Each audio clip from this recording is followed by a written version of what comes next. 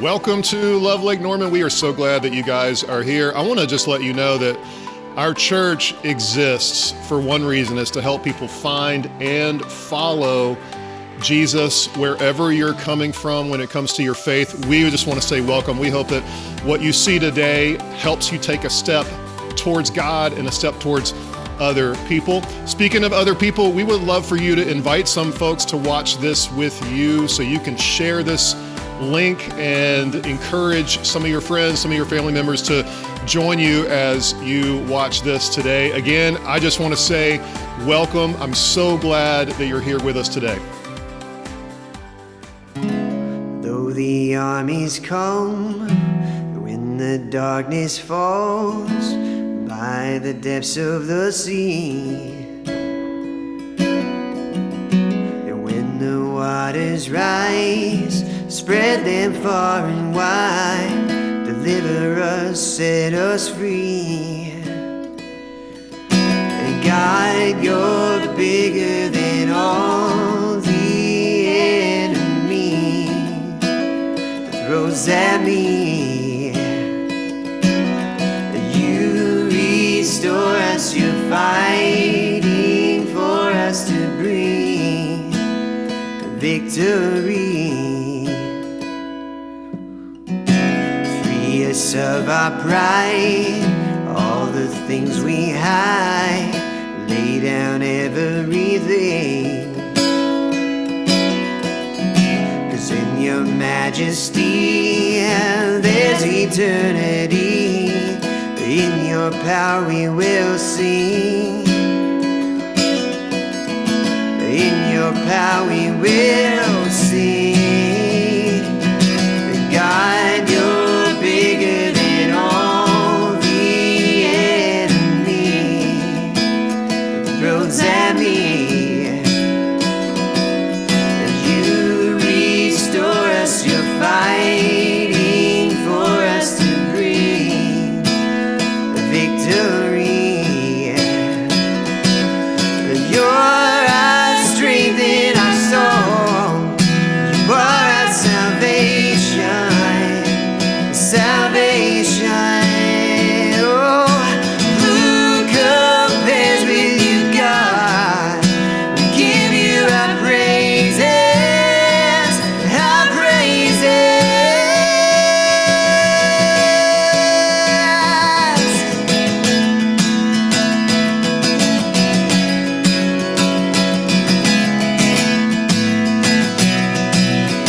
You are the warrior, you triumph.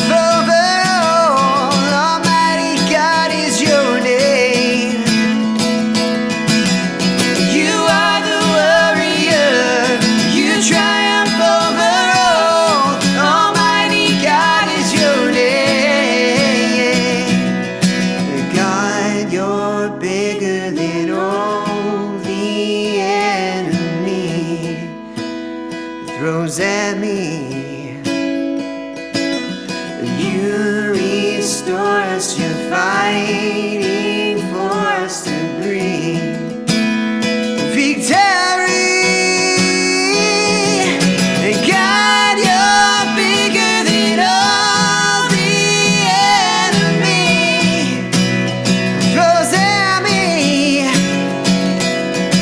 You restore us, you're fighting for us to bring victory. God, you're bigger than all the enemy throws at me. You restore us, you're fighting for us to bring victory. And when the waters rise, spread them far and wide, deliver us, set us free.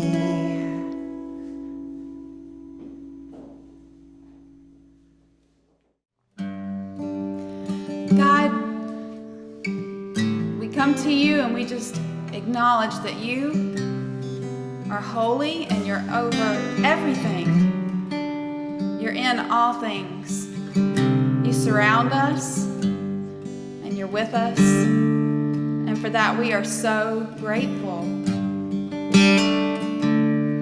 David said it best in 1 Chronicles 29 when he says, "Yours, O Lord, is the greatness, the power, the glory, the victory, and the majesty.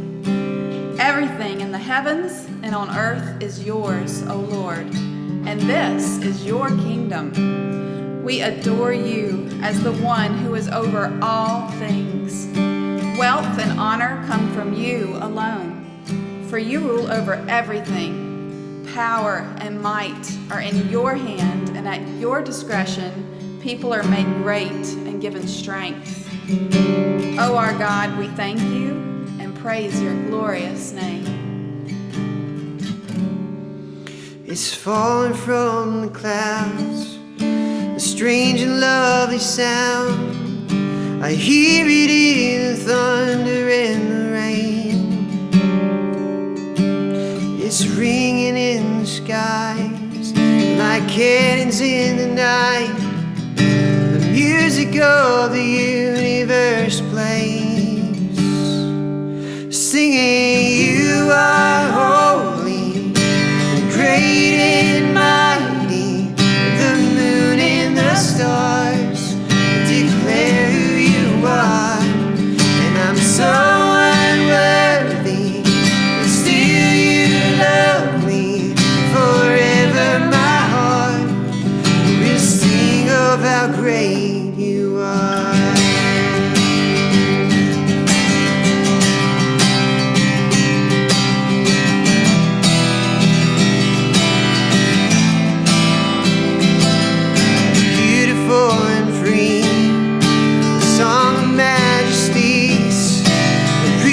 Far beyond the Milky Way. Let's join in with the sound. Come on, let's sing it loud as the music of the universe plays.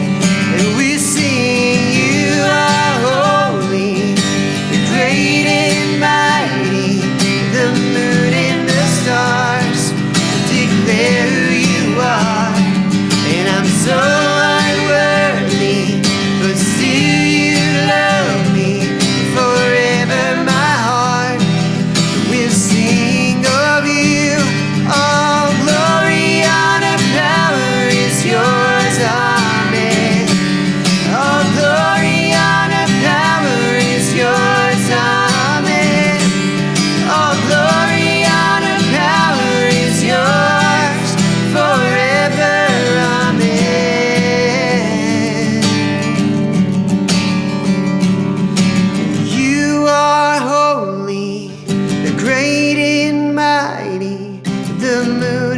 stars declare who you are. And I'm so unworthy, but still you love me.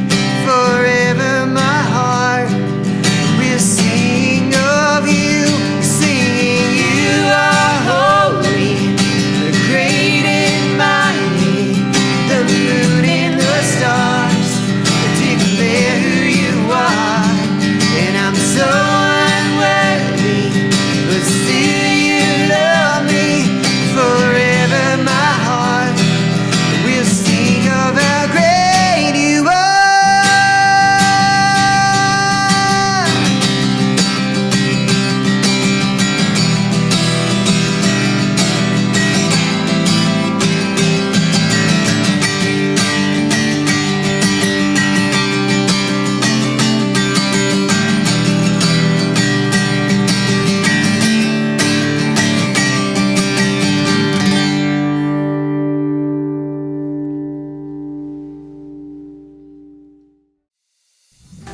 Well, again, welcome. We're so glad that you guys are here. One of the things we have going on right now in the life of our church are our crews. Our crews are small groups that meet together on a regular basis to just share life together. We believe that life is best lived when we're not simply sitting in rows, but sitting in circles. And that means we're face to face, sharing life with each other, studying the Bible together, encouraging one another in our faith. You don't have to have any certain level of faith or where you are when it comes to God to be a part of one. We just want you to be a part of one. So for the next 2 weeks, you get a chance to sign up for a crew on October 4th. That sign up ends, so you just have a window right now to explore those. Here's how you do it. You can go to our website, you can fill out a form that will get your information to us and we'll help you get connected. You can also, on our website, lovelkn.org, you can check out which crews are available right now. We would love to hear from you, and we really want to encourage every single person who's a part of this church to be a part of community like that. Another way that you can connect with what's happening with the mission of Love Lake Norman is by giving.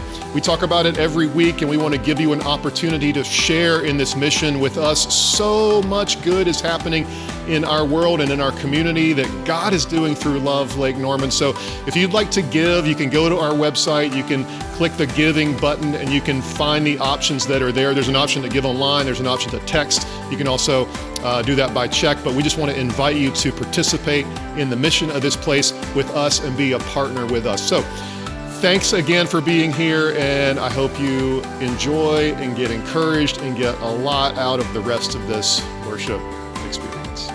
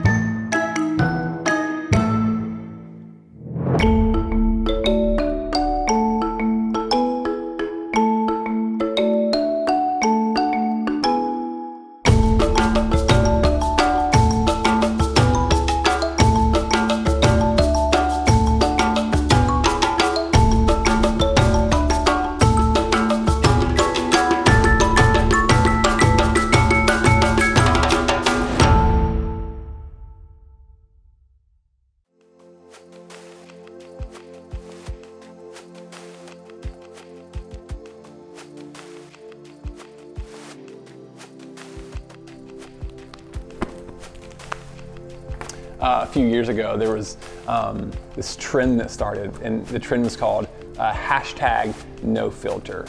Now, the idea behind this, there was kind of two ideas. The first was you could post a picture on social media of an incredible sunset with no filter. It was just as is. But people kind of took it and made it their own, right? They would take it and they would show their lives as is. They would post a picture of a messy kitchen or dishes in the sink or a bad hair day. #NoFilter. This is life. This is real. This is me. No filter, nothing. Nothing to edit who I am. But here's the problem with that. You still have control of what you're posting. You still have control of everything you post. If you went on my Instagram right now, you would see a ton of pictures. If you look at my house, you would see a ton of pictures. If you look in my scrapbooks, you would see a ton of pictures. And for every picture I posted or hung or put in a scrapbook, there's 10 failed attempts for every picture. Why? Because we want to show, even if it's #NoFilter, even if it's a messy version of our life, we still want to show a better version of ourselves, the version that we get to choose. Now, maybe you're not into social media, but you have done this. Everyone has done this. If you've had a job interview or a first date, you didn't go into that showing all of you, showing the real you. You wanted to show an edited, slightly better version of yourself. See, the idea behind #NoFilter is to be fully accepted while being partially known. Fully accepted. I want you to fully accept who I am, but I'm only going to let you partially know who I am. None of us go into friendships thinking, man, I can't wait to have a fake friendship with you. I can't wait for you to not really know me, but to pretend to know me and pretend to like me. No one does that, but for some reason, time and time again, we search for acceptance while only being partially known. And so today, I want to talk about acceptance. I want to talk about an acceptance that transcends all other acceptance. But before we do that, I have to say this. There is a difference between acceptance and approval. Today, I want to drive a wedge between those two words. Acceptance, you can be accepted for who you are. For who you are. It's a one-time deal. Your past, your present, your decisions, your failures, well, they don't change the fact that you can be accepted. Now, approval, well, that does change. That can change. People can kind of get those mixed up, get those skewed, get those mashed together. And so if you don't approve of what I'm doing, then you don't accept of who I am. But acceptance is who you are, and approval is what you do. This guy right here, his name is Odie, and he's a golden doodle, and he's 2.5 years old. He's a big guy, and we love him. We have fully accepted him into our family. I mean, he is a family member. He is a pope. We love him, but we do not approve of everything he does. Sometimes he eats my kids' Legos. I don't approve of that. Sometimes, especially when he was a puppy, he used to poop and pee in the house. Definitely did not approve of that. You see, acceptance and approval, well, they're not the same thing. You can be accepted and you can poop and pee in the house, and I don't approve of that, but you're still accepted. You see, when he would poop or pee in the house or when he eats a Lego, well, it never changes his status. It never changes his status as accepted, as a Pope family member. You see, for most of us, and definitely for me, I've lived most of my life confusing these two. You know, my failures, my past, what I'm struggling with right now, well, it changes my status. If you don't approve of me, then you don't accept me. If we're not thinking the same thing, believing the same thing, then we can't be friends. We must not be able to work well together. Maybe you have felt this. Maybe you felt that in your own home. Maybe you even felt this at church, because if someone doesn't approve of my decisions, approve of what I believe or don't believe, then there's no place for me here.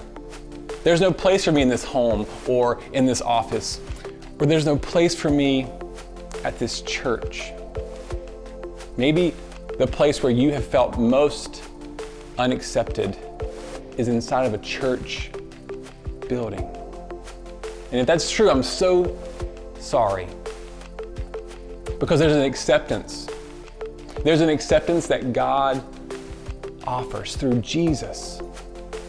That whatever you've done, whatever your past looks like, whatever you're questioning right now, whatever your current situation looks like right now, well, in Jesus, because of what Jesus has done, it doesn't change your status. It does not change your status as accepted.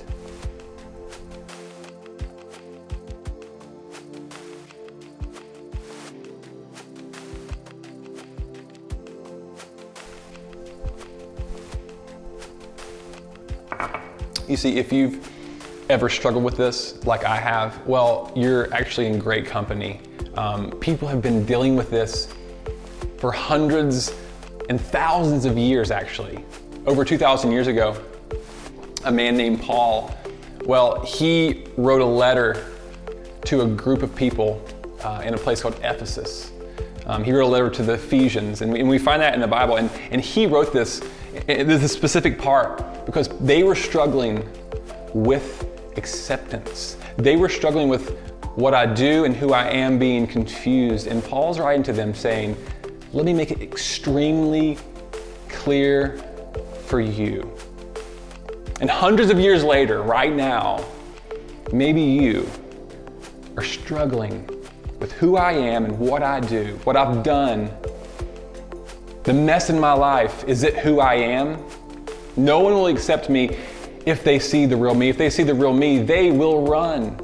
And if they run, well, then God will run. If the people around me who I kind of know or have some screwed up lives or have some messes in their house and messes in their lives, if they won't accept the real me, then God, perfect God, He won't even look at me if that's the case. But Paul makes it extremely clear in the first chapter of Ephesians, and I'm going to read it for us today. It says this, "Blessed be the God and Father of our Lord Jesus Christ, who has blessed us in Christ with every spiritual blessing in the heavenly places, even as He chose us in Him before the foundation of the world, that we may be holy and blameless before Him."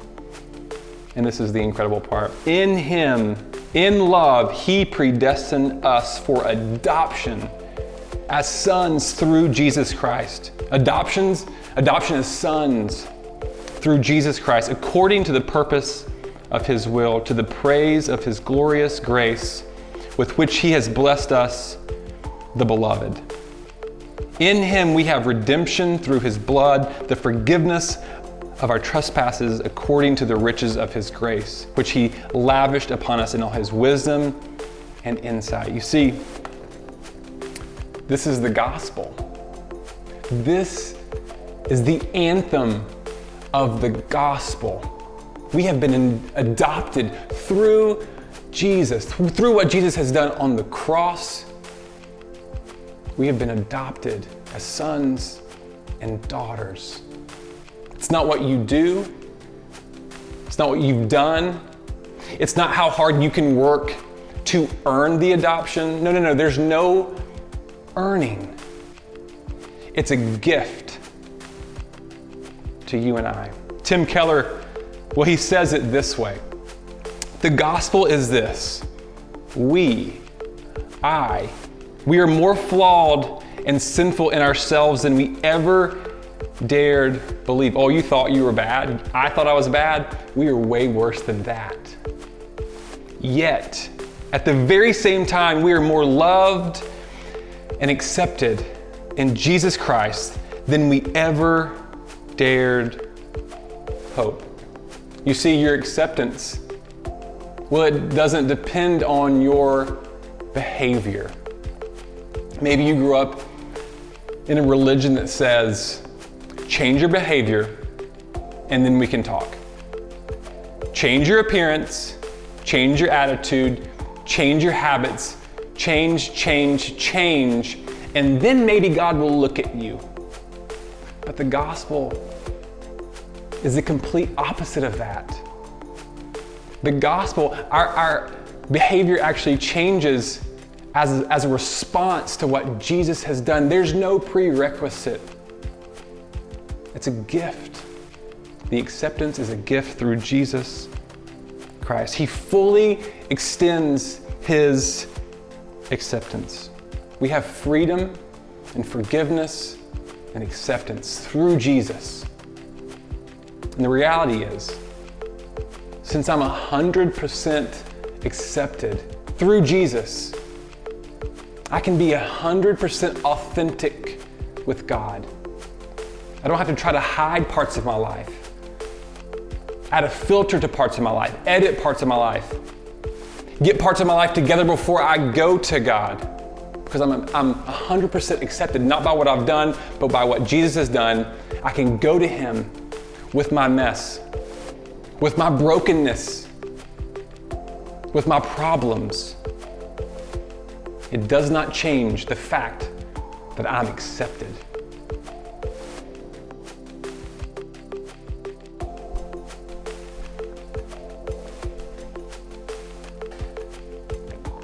So you may be thinking, all right, cool, that's awesome.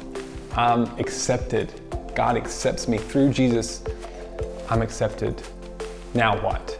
Now what do I do with that? Well, as a response to our being accepted by God, we can be thankful, but not only being thankful, our response can be accepting others. Accepting others. Romans 15:7 says, it says this, therefore, welcome one another as Christ has welcomed you for the glory of God. Welcome other people as Christ has welcomed you. Well, welcome other people that maybe don't look like you or talk like you, maybe that have different pasts than you had, lived in a different part of town than you did or you do. Be accepting to others. Now, after all is said and done, you may have 99 reasons to not find community right now, to not find a place to accept others and to be accepted, to be fully known and to be fully loved. But for your 99 reasons, I believe there's at least 100 reasons that you should. I have a list that I made, and it's excuses, maybe valid or invalid, excuses that I have used or I have heard. But I want to go through them real quickly. You may say, listen, if I get into a crew, if I get into a small group, if I'm authentic with someone, even though they accept me, well, it might be weird. Someone I barely know, I can't just show up to someone's house that I barely know and be transparent with them. But I would say this, yeah, maybe it is going to be weird.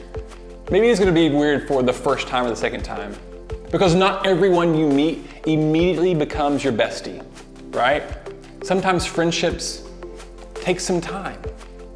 Sometimes they take some time. Maybe you say this, well, I can't get into a crew. I can't be authentic with others because I don't have all the answers. Well, if you don't have all the answers, then you are in great company, because no one has all the answers. And inside of a crew, inside of a group of people that you'll do life with, well, you're gonna find people in all stages of their faith journey, all asking questions, all seeking truth, all exploring their faith. You're gonna be in great company. You may say this, you know what, Ethan? I can't get into a crew. I can't be authentic with other people because my life is such a mess. Well, my response to you is, mine is too. Mine is too. My life can be messy. Everyone's life can be messy, but inside of a crew, inside of a group where you're authentic, where you're fully known and fully loved, well, you'll find some friends. You'll find a group of people who can pick you up when you're down. Friends that will offer you a shoulder to cry on. Friends who will celebrate with you during the good times. A few months ago, my wife got sick, and I hate cooking, okay? And the only thing that is worse than my cooking is how much my kids hate my cooking. They are very open about how much they hate it. They are like, this is the worst. I can cook eggs and that's about it. Like, we have eggs, for breakfast, lunch, and dinner. And after a couple of days of that, they're sick of it. This incredible thing happened. I had meals brought to me by my friends, by people I barely knew for 3 weeks. For 3 weeks, my family ate delicious, incredible meals that I did not have to make. And yeah, maybe that was a little humbling that people had to help me. But that's what community is meant to do. It's meant to rally around someone who's struggling or hurting, to offer shoulders to cry on, offer hot meals to a dad who can't cook in a hard time. That's what community is for, and it's incredible. And lastly, maybe you would say this. You know what, Ethan? It sounds great, but I just don't have the time. I don't have the time to be in a crew. And I would say this. It's wired in your DNA to share your life with other people. You're doing yourself a massive disservice if you don't open yourself up to a group of people to be transparent, authentic, and fully known. I can't encourage you enough to please try to make it work. I know you're busy. That is so valid. I know you're busy, but I encourage you to try to make it work. You'll be encouraged, you'll be lifted up. People will be there for you. I want to quote author Bob Goff. He's this really fun and incredible author, and he says this: next to grace, I bet God thinks having us need each other was one of his best ideas. I think that's incredible. I think God wired us this way, so we do not have to do life alone. You may think, you know what, I got this. I can do it by myself. And maybe you do for a while. Maybe you have it. You can do it by yourself for a while, but one day, someday, you will need community. And so I encourage you, take a bold step into a crew where you can be fully known and be fully loved.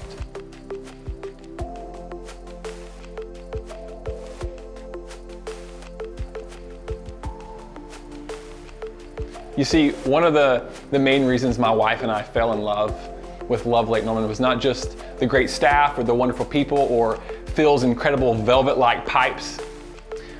The main reason was that Love Lake Norman, they value belonging before you believe. That means wherever you are in your faith journey, if you're just starting out or if you've been on this journey for years, whatever you believe about the Bible or God or church or Jesus, you can have a place. You can call Love Lake Norman home. You and I, we do not have to agree on everything. We can look different, believe different things, have different opinions on different topics, and you and I can still be friends. We can still be authentic with one another. And so as we leave today, I encourage you to be authentic because you're accepted. Because you're accepted, you can be authentic with God and with other people. And would you consider joining a crew? It's the perfect environment to be cared for, to be encouraged, to be fully known, and fully loved.